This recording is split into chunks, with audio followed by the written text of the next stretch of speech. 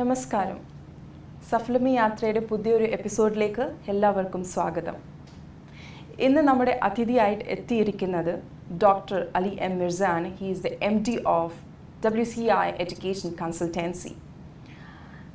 Sir ആണെങ്കിൽ ജേലം എന്ന് പറയുന്നത് one of the most beautiful cities of Pakistan എന്നാണ് വരുന്നത്.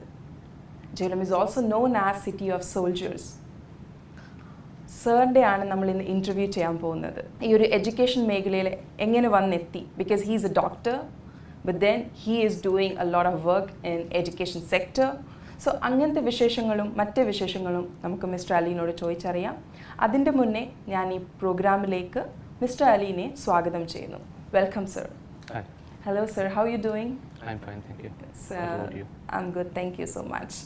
So sir, basically 2013 में आप फर्स्ट टाइम UAE आए थे. 2015. 15 में. Oh. So sir, basically 2015 में आप फर्स्ट टाइम आपने अपना पहला कदम UAE में रखा और वहाँ से ये जर्नी शुरू हुई. तो सर थोड़ा सा बताइए ये जर्नी पाकिस्तान से लेकर यहाँ तक किस तरीके से शुरुआत हुई और आज आप यहाँ पर कैसे पहुँचे? मैं एक्चुअली 2015 में पहली दफ़ा UAE आया जी. तो और उसकी मेन रीज़न यहाँ आने की अपनी फैमिली थी. मैं फैमिली के लिए पाकिस्तान छोड़ के UAE आया और जैसा कि आप जानते हैं कि मैं मेडिकल डॉक्टर हूँ, तो मैं एज अ डॉक्टर के यहाँ पे आया था, लेकिन उसके बाद मैंने अपना बिज़नेस स्टार्ट कर लिया जो कि है एजुकेशन कंसल्टेंसी. अच्छा. और उसमें हम ज़्यादा जो है वो MBBS अब्रॉड और मेडिकल डेंटिस्ट्री वगैरह की जो तालीम है उसके अंदर हम डील करते हैं. अच्छा सर, जब आप 2015 में यहाँ पर आए थे तो सर पहले आपने कुछ दिनों प्रैक्टिस भी करी थी एज अ डॉक्टर? हाँ जी, करी थी. किस जगह पर सर? मैं अजमान में ही करी अजमान थी. में कुछ अर्सा मैंने प्रैक्टिस की. उसके जी. बाद फिर मैंने अपना बिज़नेस स्टार्ट कर लिया क्योंकि मेरी फैमिली भी ज़्यादा बिज़नेस वाली साइड पे थी, तो मैं भी जी. ज़्यादा जी. बिज़नेस की उसके अंदर आ गया. अच्छा सर, तो आपने जैसे बताया कि आपकी फैमिली यहाँ थी इसलिए आप यहाँ तक पहुँचे. जनरली लोग नौकरी के लिए आते हैं, बिजनेस के लिए आते हैं, बट आप अपनी फैमिली के लिए. तो मेरे मतलब साथ ऐसा कुछ नहीं फैमिली स्टार्टिंग से ही मतलब काफ़ी सालों से यहाँ पर थी? हाँ जी, फैमिली काफ़ी अर्से से यहाँ पे थी. मतलब आपके पेरेंट्स? हाँ जी, मेरे पेरेंट्स नहीं, मेरे इन लॉज जो हैं वो ज़्यादातर यहाँ पे थे. जी. इस तरीके से इस तरीके आप यहाँ पर आए. और ऐसा कहा जाता है कि UAE में ना एक ऐसी मैग्नेटिक चीज़ है कि जो बंदा यहाँ पहुँच जाता है वो अट्रैक्ट हो जाता है और यहीं पर रुक जाता है. क्या आपको ये बात फील हुई? हाँ, बिल्कुल ठीक ऐसा ही है. इसके अलावा जो है वो quality of life and safety जो है वो बहुत इंपॉर्टेंट है, जिसके लिए लोग यहाँ आते हैं और यहीं पे फिर रह जाते हैं यहीं पे. जी. और चूँकि यहाँ पे अपॉर्चुनिटीज़ बहुत ज़्यादा हैं, लोग यहाँ काम की तलाश में आते हैं और काफ़ी आगे उनकी वो बन चुकी हैं, तो इस वजह से. बिल्कुल. सर एक सवाल मैं पूछना चाहूँगी आपसे कि मतलब बहुत देर से मेरे दिमाग में बात थी कि आप एक डॉक्टर हैं, उसके बाद आपने प्रैक्टिस भी करी है, उसके बाद आपने ये वाला business like education sector choose करने का मन में सोचा. तो सर क्या एक ड्रीम थी या आपने कुछ प्लान करके ये बिज़नेस शुरू किया था? एक्चुअली ऐसा नहीं था, लेकिन यहाँ पे आने के बाद हमने जब आइडियाज़ की तलाश में थे बिज़नेस स्टार्ट करने के लिए, तो उसमें हमें ये आइडिया बहुत अच्छा और फिजिबल लगा यहाँ पे करने के लिए, क्योंकि यहाँ पे एक तो चूँकि बहुत ज़्यादा फॉरेनर्स और दूसरी नेशनलिटी ख़ास तौर पे Asians, Pakistan, India, Bangladeshi student यहाँ पे काफ़ी ज़्यादा हैं और यहाँ पे तालीम काफ़ी महंगी है. बिल्कुल. इसके अलावा यहाँ पे सीट्स भी कम है. जी. यानी कि डाटा के मुताबिक तकरीबन 25,000 स्टूडेंट्स जो है वो एवरी ईयर अब्रॉड चले जाते हैं पढ़ने के लिए UAE से. बिल्कुल. तो और इसके अलावा MBBS वगैरह जो हमारी स्पेशलिटी है जिसमें हम ज़्यादा डील करते हैं एंड डेंटिस्ट्री, उसके लिए यहाँ पे फ़ीस गल्फ़ एरिया पूरे गल्फ़ रीजन में काफ़ी ज़्यादा हैं.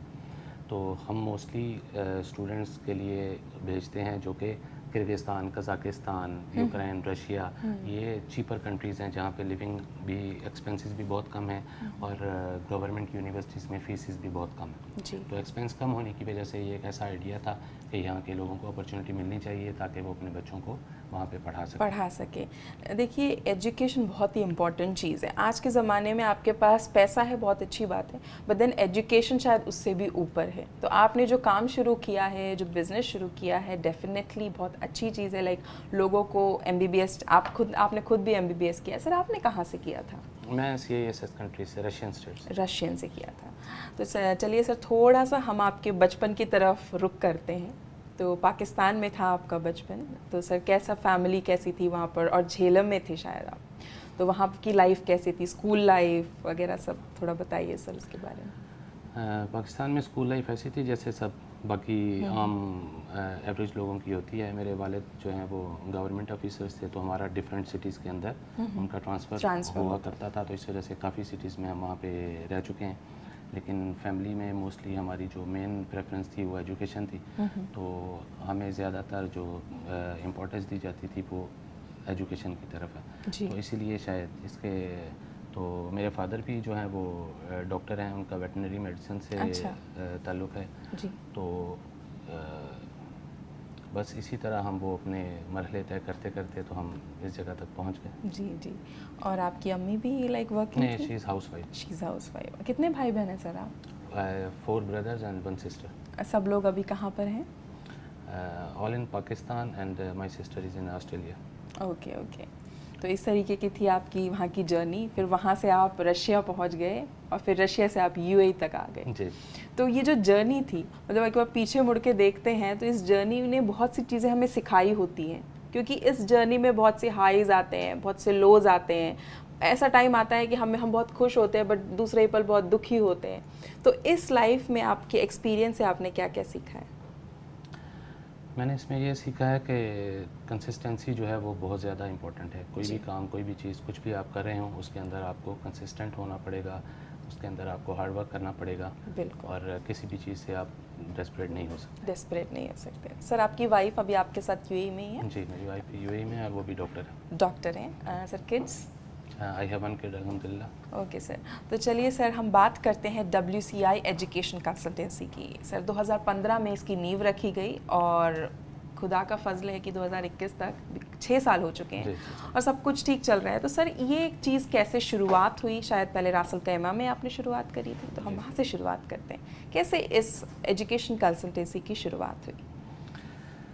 जैसा कि मैंने पहले बताया कि ये एक आइडिया था ताकि स्टूडेंट्स को और यहाँ के जो रेजिडेंट्स हैं उनको एक सस्ती और मयारी एजुकेशन जो है वो प्रोवाइड की जाए। चूँकि यहाँ पे सीट्स वगैरह का भी प्रॉब्लम है, सीट्स कम है, इसके अलावा एजुकेशन एक्सपेंस ज़्यादा हैं, तो इसके लिए हमें आइडिया था कि हम एक ऐसा इनिशिएटिव लें ताकि यहाँ के रेजिडेंट्स और यहाँ के सिटीजन्स को जो अफोर्डेबल प्राइस में हम एजुकेशन दे सकें। उसके लिए हमारे पास Kyrgyzstan, Kazakhstan, Russia, Georgia and Ukraine की यूनिवर्सिटीज़ हैं जो कि बहुत अफोर्डेबल हैं, जहाँ पे लिविंग एक्सपेंस भी बहुत कम है। तो वो है कि हर स्टूडेंट को अपॉर्चुनिटी मिलनी चाहिए ताकि वो वहाँ पे, क्योंकि आपको पता है कि MBBS एक एक्सपेंसिव कोर्स है और स्पेशली पाकिस्तान, इंडिया, बांग्लादेश में इसके लिए डोनेशंस और काफ़ी एक्सपेंसेस काफ़ी ज़्यादा हैं। लेकिन हमारे पास जो रेंज है वो 15,000 से 25,000 तक, 15,000 दिरहम से 25,000 दिरहम तक पर ईयर एक्सपेंस के साथ हम गवर्नमेंट और रिकग्नाइज्ड यूनिवर्सिटीज़ में एडमिशन करवा रहे हैं जी। और उसमें हमारी काउंसलिंग से लेके एडमिशन और उसके आखिर तक कन्वोकेशन तक हम स्टूडेंट्स के साथ हैं। अच्छा। यानी कि ये ऐसा एक इनिशिएटिव है जो कि हम ब्रिज करता है यूनिवर्सिटी और स्टूडेंट के दरमियान। अच्छा। जिन यूनिवर्सिटीज़ का स्टूडेंट को इल्म नहीं है, हम ऐसी यूनिवर्सिटीज़ एक्सप्लोर करके स्टूडेंट्स के लिए लाते हैं जहाँ पे वो सस्ते से सस्ता, ताकि उनके पेरेंट्स पे, उनकी फैमिलीज़ पे बर्डन उनका कम हो सके और उनका ख़र्चा कम हो और वो अपनी तालीम मुकम्मल कर सकें। मतलब बेसिकली अगर कोई स्टूडेंट आपके पास आता है तो from the end till last आप उनके साथ रहेंगे? जी, from the start till the end we are there and counselling is free and admission till convocation we are there to help. Okay, मतलब मिनिमम चार्जेस में, एंड आपने बताया counselling free है। कई जगहों पे काउंसलिंग का ही हमें इतना ज़्यादा पे करना पड़ता है, तो आप काउंसलिंग फ्री प्रोवाइड कराते हैं? इनिशियल काउंसलिंग एंड जो वो बिल्कुल फ्री है, बिल्कुल सिर्फ जब एडमिशन कोई स्टूडेंट लेगा तब हम चार्ज करते हैं। अच्छा। लेकिन हमारी सपोर्ट जो है वो एडमिशन, वीज़ा प्रोसेस मैनेजमेंट, इसके अलावा ट्रैवल अरेंजमेंट और उनकी अकोमोडेशन अरेंजमेंट, ये सब उसमें इंक्लूडेड है। ये सब हम प्रोवाइड करते हैं ताकि स्टूडेंट को एक 1 विंडो मिले। बिल्कुल। और हैसल फ्री उसका जर्नी रहे, ना पेरेंट्स को कोई परेशानी हो और ना स्टूडेंट्स को कुछ। क्योंकि एक तो ये स्टूडेंट्स के मन में टेंशन होती है कि पढ़ाई की, उसके बाद ये सब भी टेंशन आती है, तो थिंग्स कुछ ज़्यादा थोड़ी कॉम्प्लिकेटेड हो जाती हैं। तो आप अगर वीज़ा हर चीज़ आप प्रोवाइड कराते तो आपके पास एक क्या पूरी प्रॉपर टीम है जो हर एक सेक्टर में काम करती है? जी, हमारे पास पूरी टीम है जो उसमें काम करती है। इसके अलावा फ़ॉरेन जिन कंट्रीज़ में हम भेज रहे हैं वहाँ पे भी हमारे साथ आगे हमारे रिप्रेजेंटेटिव वहाँ पे भी मौजूद हैं जो स्टूडेंट को रिसीव करते हैं, यूनिवर्सिटी में उनका प्रोसेस कंप्लीट करते हैं। उनको किसी भी वहाँ पे हेल्प की ज़रूरत हो वो वहाँ पे करते हैं। इनके पूरा एक उसके साथ हम चल रहे हैं, पूरा एक चैनल के थ्रू हम चल रहे हैं, क्योंकि चैनल के बगैर इस काम को किया नहीं जा सकता। क्योंकि स्टूडेंट जो है वो पहली दफ़ा अगर किसी कंट्री में बाहर जा रहा है तो उसको उसका इल्म नहीं है, ना ही उसको नॉलेज है कि वो कहाँ जाएगा, कैसे करेगा क्या। तो हमारे लोग यहाँ से लेके वहाँ तक हम सारा रास्ते में उनके शामिल रहेंगे जर्नी में, और वहाँ पे पहुँचने के बाद भी हम उनका एडमिशन, रजिस्ट्रेशन, इसके बाद हॉस्टल, अकोमोडेशन और सब कुछ उसका हम उसका देखभाल करेंगे। मतलब एक तरीके से जैसे ना एक फॉस्टर मदर होती है ना जो हमें पालती है, मतलब अगर कोई MBBS के लिए आपके पास आता है तो from day 1 to day last जो भी सारा काम है, चाहे अकोमोडेशन हो चाहे कॉलेज का हो, आपके रिप्रेजेंटेटिव्स हमेशा तैयार रहते हैं। ये बहुत अच्छी बात है, क्योंकि हमेशा ये हैसल की वजह से कई बार लोग पीछे हट जाते हैं। पेरेंट्स भी बिजी लाइफ में थोड़ा सा पीछे हट जाते हैं, बट देन अगर ये ऐसी सिचुएशन है, ऐसी सर्विसेज प्रोवाइड करी जा रही है तो डेफिनेटली बच्चे आगे आएंगे। तो सर ये बताइए, MBBS तो आप प्रोवाइड कराते हैं, इसके अलावा भी कोई एजुकेशन लाइक कोई और डिग्रीज वगैरह आप प्रोवाइड कराते हैं? Mostly we do for MBBS abroad, Mostly. but aviation, engineering and maritime वगैरह के कोर्स भी हमारे पास हैं, जिसमें ज़्यादातर हमारे पास यूक्रेन में है। यूक्रेन की सरकारी यूनिवर्सिटीज़ में हम करवा सकते हैं। ओके, मतलब बेसिकली मतलब जो आपका प्रोमिनेंट है वो MBBS है, बट देन ये सब भी चीज़ें हैं। तो सर आपने भी जैसे रशिया से पढ़ाई करी है, तो मतलब तकरीबन आप 5 साल तो वहीं रहे होंगे, तो वो एक एक्सपीरियंस कैसा था एज अ स्टूडेंट? एज आप पहली बार वहाँ पहुँचे, देन आपने इतने साल वहाँ रहे, पढ़ाई करी, तो एज अ स्टूडेंट अगर मैं आपसे पूछूँ तो वो एक्सपीरियंस कैसा था? स्टडी अब्रॉड जो है वो हमेशा से, ख़ास तौर पे MBBS अब्रॉड या मेडिकल की जो भी तालीम है किसी भी कंट्री में आप जाके लेंगे तो उसके लिए वो आपके लिए एक बहुत अच्छा एक्सपीरियंस रहेगा। और क्योंकि आप different culture, different people, different वहाँ पे आपका रहना सहना, ये सारी चीज़ें आप देखते हैं। और स्टूडेंट्स के लिए ख़ास तौर पे सिर्फ मेडिसिन ही एक्सपीरियंस नहीं होती, वहाँ का कल्चर, दूसरे इलाके में रहना और ख़ास तौर पे इंडिपेंडेंट लाइफ वहाँ पे जीना, यानी कि आपको सेल्फ वो डिपेंडेंट बना देती है। जी जी। तो ये एक बहुत अच्छा एक्सपीरियंस है जो कि हर एक को करना चाहिए। और चूँकि मैं ख़ुद फ़ॉरेन ग्रेजुएट हूँ तो इसलिए, और स्पेशली MBBS अब्रॉड में ख़ुद चूँकि मेडिकल डॉक्टर हूँ, तो इसलिए मैं स्टूडेंट्स की और उसकी काफ़ी अच्छी तरीके से हेल्प कर सकता हूँ, क्योंकि मेरे साथ वो सब कुछ हो चुका है, मैं वो एक्सपीरियंस कर चुका हूँ। जो होने वाला है बच्चों के साथ, जो बच्चों के साथ होने वाला है वो हम ऑलरेडी एक्सपीरियंस कर चुके हैं। बिल्कुल, क्योंकि एक्सपीरियंस बोलना एक आसान बात होती है, बट जिस बंदे ने उस चीज़ों को एक्सपीरियंस किया होता है उससे ज़्यादा कोई और एक्सप्लेन नहीं कर सकता है। क्योंकि ऐसा माना जाता है कि हम पढ़ाई करते हैं, एजुकेशन लेते हैं, but then experience is something is the best teacher in the world, इस तरीके से माना जाता है। तो पाकिस्तान से आप डायरेक्टली रशिया गए थे जी, तो मतलब एकदम से कल्चर चेंज, लैंग्वेज चेंज, सब कुछ चेंज, तो आपको वहाँ पे एडजस्ट करने में ईजी था? In start 2-3 months, you obviously you miss your parents, your family, your friends, your surroundings, but then it is okay. Then is okay, yeah. धीरे-धीरे चीज़ें, धीरे-धीरे आहिस्ता-आहिस्ता चीज़ें रिजॉल्व हो जाती हैं, आप एक नई जगह पे अडॉप्ट कर जाते हैं। और स्पेशली मैं पेरेंट्स को भी यही कहूँगा कि कुछ पेरेंट्स जो है ना वो ख़ास तौर पे वो घबराते हैं कि वो अपने बच्चों को बाहर भेजेंगे तो उससे उनको शायद कुछ प्रॉब्लम होगी, या वो डरते हैं। तो ऐसा नहीं होता, क्योंकि ये एक सीखने की उम्र होती है। तो जो भी बच्चे हैं वो इस एज में जो बाहर जाते हैं वो अपने आप को अडॉप्ट कर लेते हैं, वहाँ पे नया इन्वायरमेंट, नया माहौल, वो उनके अंदर अडॉप्ट करने की ज़्यादा अच्छी वो तरह होती है, तो ज़्यादा वो कर सकते हैं। बिल्कुल, और नई चीज़ें सीखने को मिलती हैं। बिल्कुल, अपने स्टेट में रहो, अपने कंट्री में रहो, तो वही कल्चर, वही लोग, हम नई जगह जाते हैं, नई चीज़ें। दूसरा बच्चों का कॉन्फिडेंस उससे बिल्ड हो जाता है। बच्चे जब अकेले वहाँ पे रहेंगे, हॉस्टल में होंगे, वहाँ पे टीचर्स होंगे, दूसरी लैंग्वेज में बात करेंगे, दूसरे कल्चर को वो देखेंगे, तो वो बच्चों के लिए बहुत ज़्यादा कॉन्फिडेंस, और बच्चों के लिए बहुत ज़्यादा वो एक एक्सपीरियंस बहुत ही अच्छा है। और हर स्टूडेंट को आई थिंक कि वो वंस इन अ लाइफ तो एक्सपीरियंस करना ही चाहिए। बिल्कुल सर, आपने बहुत अच्छी बात कही, क्योंकि कई बार पेरेंट्स, एक तरफ से देखा जाए पेरेंट्स अपनी जगह सही होते हैं, कंसर्न्ड होते हैं, बट देन उस कंसर्न की वजह से बच्चों का कई बार नुकसान हो जाता है, क्योंकि नहीं भेजना चाहते हैं। सर जैसे हम पेरेंट्स की बात कर रहे हैं, तो हम सबकी लाइफ में जब एक बच्चा पैदा होता है तब से लेकर जब तक कि पेरेंट्स इस दुनिया में रहते हैं, सबसे ज़्यादा इन्फ्लुएंस हमारे पेरेंट्स ही करते हैं। हमारे पेरेंट्स ही हमारे फर्स्ट टीचर्स होते हैं, हमें एक एक चीज़ सिखाते हैं। तो सर आप अपने पेरेंट्स के बारे में क्या कहना चाहेंगे, कितना उन्होंने आपकी लाइफ में इन्फ्लुएंस किया है? मेरी लाइफ में सारा इन्फ्लुएंस जो है वो मेरे फादर का है एक्चुअली, क्योंकि वो शुरू से ही चाहते थे कि मैं डॉक्टर बनूं, और काफ़ी सख्ती भी मेरे ऊपर किया करते थे पढ़ाई के सिलसिले में।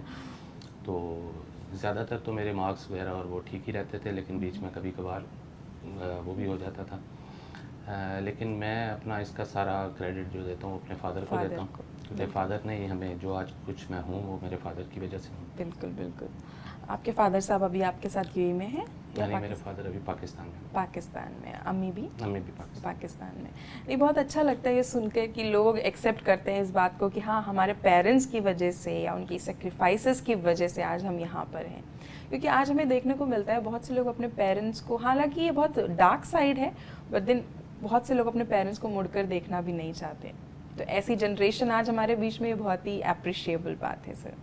तो सर मैं आज की जनरेशन के साथ, क्योंकि आप भी एक यंगस्टर हैं, आप अभी रिसेंटली उस एक सारे फेज से निकल कर यहाँ तक पहुँचे हैं, तो आज की जनरेशन से आप क्या एक मैसेज देना चाहते हैं एज अ बिजनेसमैन? मैं यही मैसेज देना चाहता हूँ कि मेहनत करें और किसी भी डेस्परेशन को अपने इर्द गिर्द ना आने दें, हार्ड वर्क करें और अपनी एज एन एजुकेशन कंसल्टेंट मैं कहूँगा कि अपनी तालीम ज़रूर मुकम्मल करें। बिल्कुल, क्योंकि हालात जैसे भी हों, एजुकेशन इज़ मोस्ट इम्पॉर्टेंट। बिल्कुल, क्योंकि अगर आप एजुकेटेड हैं तो आप कहीं पे भी काम कर सकते हैं, कहीं पे भी सेट हो सकते हैं, किसी भी कंट्री में जाके कर सकते हैं। ख़ास तौर पे टेक्निकल एजुकेशन जो है वो बहुत ज़रूरी है। जी जी, क्योंकि कहा जाता है कि एक बार को पैसा आपका साथ छोड़ देगा, बट जो आपका टैलेंट है, जो एजुकेशन है, वो आपके अंदर है, वो बसी हुई है, वो आपको छोड़कर नहीं जाएगी।